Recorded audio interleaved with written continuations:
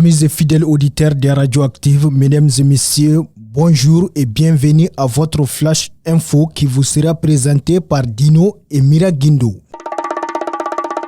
Au Mali, l'arrestation du chef djihadiste Oumeya Ould al-Bakay, c'est qu'en disent nos voisins. Dans la nuit du 11-12 juin 2022, une opération de la force Barkhane a permis la capture du chef de l'État islamique au Grand Sahara pour le groupement Oumeya Ould al-Bakay. Cette nouvelle fait le tour du Sahel et voilà ce qu'en disent nos confrères journalistes.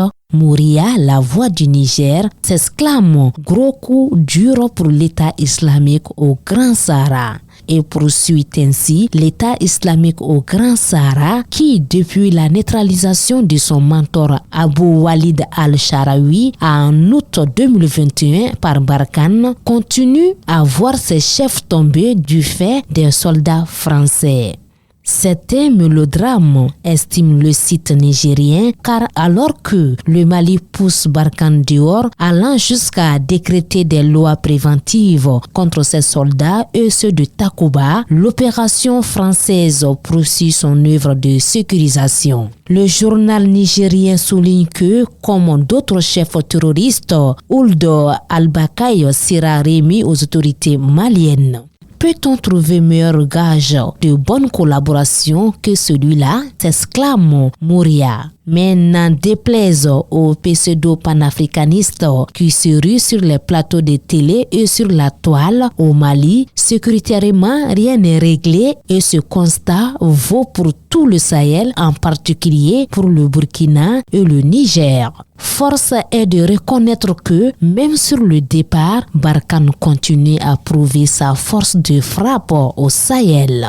Nos confrères burkinabés aujourd'hui au Burkina Faso ajoutent que la capture d'Ould al-Bakay est l'un des derniers cadeaux d'adieu de la force Barkhane. Barkhane en pleine réarticulation au Sahel depuis la grosse brouille avec les nouvelles autorités de Bamako ayant entraîné son départ précipité. L'observateur Pahalga, renchérir cette capture d'al-Bakay, intervient alors que les soldats français sont en train de faire leur paquetage après avoir été déclarés persona non grata pour les autorités de la transition malienne qui ont préféré quitter les ailes protectrices du coq gaulois pour se réfugier entre les grosses pattes de l'ours russe.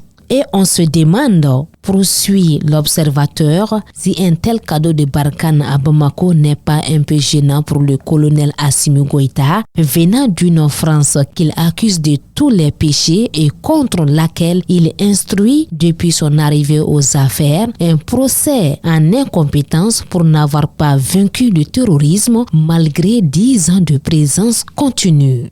Le pays, toujours à Ouagadougou, tient à rappeler pour sa part que, au-delà des centaines de veuves et orphelins qu'auront fait les nombreuses attaques conduites ou commanditées par Ould al-Bakay, c'est tout le Sahel qui se voit débarrasser ainsi de l'un des plus sanguinaires chefs terroristes de l'État islamique au Grand Sahara. Et c'est le signe qu'en dépit des nombreuses critiques formulées à l'encontre de la force Barkhane, elle peut toujours contribuer efficacement dans la lutte contre le terrorisme au Sahel.